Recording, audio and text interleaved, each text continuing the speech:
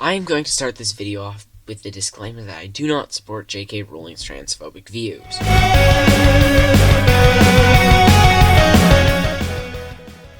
Out of the 7 Harry Potter books, there are a surprising amount of villains, and I decided to make a video talking about them and talking about which ones are the best. I've always wanted to make a Harry Potter video since I've read the book series a worrying amount of times. I listen to the audiobooks when I'm doing work, and at this point, I have listened to the entire series over 100 times. So, I've got a lot of opinions on Harry Potter, but in this thing I'm just going to be talking about the villains and going from worst to best. Quirrell is the very first villain of the entire series, and that kind of shows. They're mostly just a character that seems to basically be a way to have Voldemort in the first book. Because their motives are also pretty basic. They mostly are just they just want greed and more power. And it's never actually explained much about their motives. They're mostly just a way to show Voldemort to the audience first, which means they really have nothing special about them themselves. They do an excellent job of just basically being a puppet for Voldemort and doing that for the actual book itself, because that's basically what they are in the book.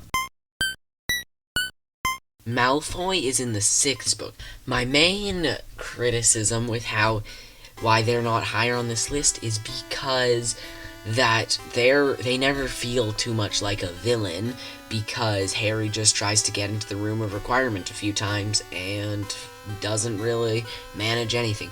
It never feels desperate right up until the end. It's more just a slight mystery that's going on in the background until it actually is a big thing. It is still a pretty interesting plotline. It basically really affects Malfoy's whole basically character from that point on. Moody is probably just the most mid-villain, because they're probably the least original and one of the least interesting villains. Because there's already been someone else using someone or the looks of someone else to get what they want, and there's already been a villain who was revealed to be secretly working for Voldemort and was a teacher. So they basically are just Quirrell and Tom Riddle mixed together, though their backstory is really neat with how it ties into everything else that had been going on in the story with Bagman and Crouch. And they're an essential part to the book. Tom Riddle and the Basilisk, which I am going to count as the same person and a separate character from Voldemort, even though they're the same person, they're far enough away that I think it should be able that they can count as different villains. One of the things that makes Tom Riddle pretty good is the fact that it really shows you how powerful Voldemort is, because just basically a memory, or what you think is just a memory at that point in the book, is able to destabilize Hogwarts to the point of closing it, almost and ruin Harry's life in a lot of ways by making people mistrust him. The final fight with the Basilisk is amazing. It's a really well-written scene and feels tense and interesting. The reason Peter Pettigrew is so high on this ranking is because he's not only crucial to Harry's origin, but also the return of Voldemort.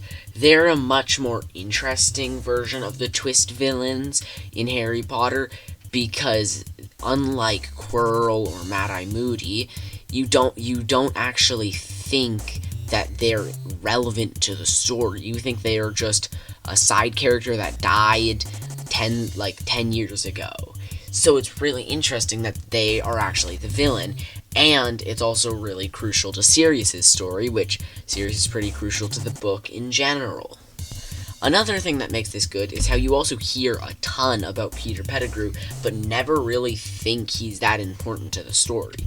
He gets mentioned a handful of times, and it's just enough that you know who they are, but you never consider them to be important to the story. It's also pretty interesting, because it basically shows how he has been with them since basically their first day on the Hogwarts Express, because he's been there in the form of Scabbers. I am including Snape on this ranking of Harry Potter villains, definitely because Snape is definitely an antagonist for a good amount of the story, and it makes sense. They're a really interesting character. The only reason they're not higher on this list is because the other two are just more interesting. Snape is really cool because, again, just like Peter Pettigrew, they're a big part in basically why all this even happened. Because if they had not talked about the prophecy, then none of this would have happened. Something that I also seem to see a lot of people not really comprehending is that Snape is definitely still a Death Eater. Like, they were definitely still doing evil things before they went over to Dumbledore's side. Like, they were still completely a Death Eater. They only stopped when Lily got hurt from it. So that's a pretty interesting thing. They're really interesting because, like Scavengers, but this time more basically in depth. They've been there for the entire time, and you get more and more basically little hints about their backstory until it's finally revealed at the end of the 7th book. And it's really interesting because they mostly just seem like a mild antagonist to just kind of be mean to Harry, but then you realize they're actually a really important character of the story, and possibly even one of the most important characters. Okay, I can already tell some people are going to be mad that I put Voldemort in the number 2 spot. And, of course, that's generally pretty reasonable, but hear me out. Voldemort is a perfect villain for Harry Potter and the entire series. There's so many things about the story. Basically, everything in the story shows how perfect of a villain they are. They're just everything from the fact that they're similar to Harry, but they're also very apart. This is something I mentioned about how is really good and kind of is found commonly in villains, that they seem to be like a weird version of the protagonist. But as I don't have much to say, because it's kind of impossible to talk about how good they are when they're literally considered one of the best villains in Harry Potter. Actually, everyone says they're the best villain. But I'm just going to end it off with a bonus fact. Fun fact, the original design for Voldemort in the Sorcerer's Stone was going to look like this, which they decided was too scary, but actually looks amazing. Yes, Dolores Umbridge is number 1 best Harry Potter villain on this ranking. Her evil is focused in one book, which means it's not only easier to see how evil she is, but also get a full book filled with her.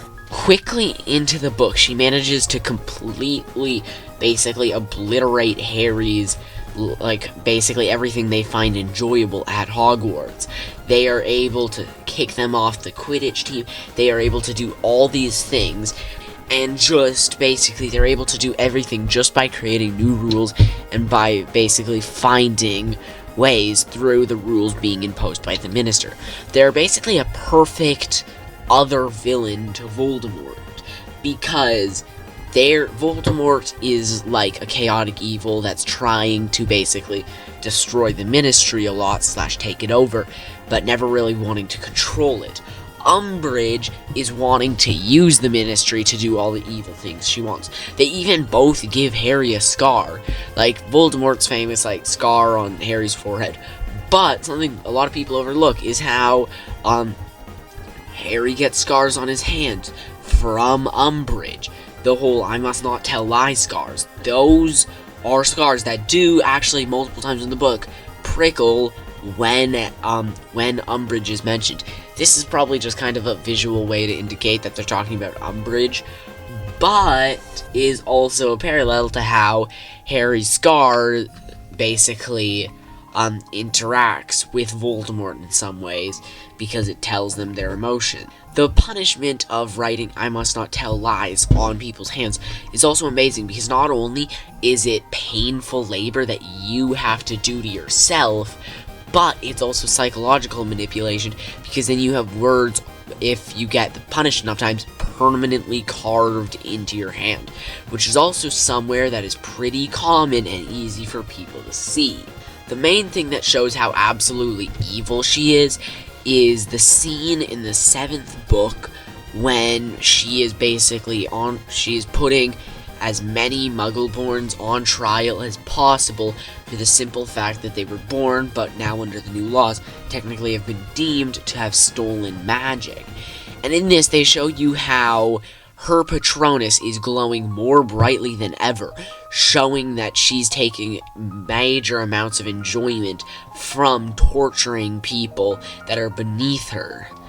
I would really like to actually dedicate an entire video to talking about Umbridge, because I can't summarize all my thoughts right here, but I think this should give you a good grasp of why I think Umbridge is probably the best villain.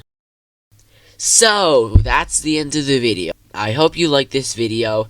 I will see you some other time, and goodbye!